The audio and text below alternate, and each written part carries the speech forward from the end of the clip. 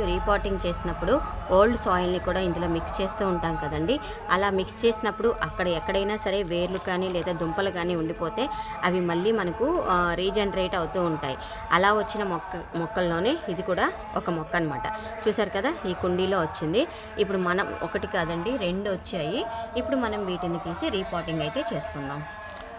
అంటే ఎందుకంటే ఇక్కడ ఉంటే ఈ మొక్క ఎదగదు, ఈ మొక్క వెదగదు అనమాట. అందుకని ఆ రెండింటిని మనము తీసేసి పక్కన పాతేసుకుందాం.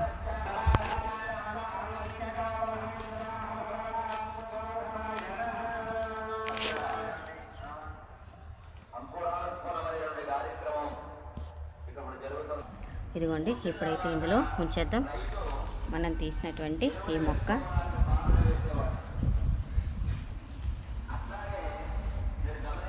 చూడండి, ఇందులో చిన్న స్టెమ్ ఉండిపోయింది ఆ మట్టిలో.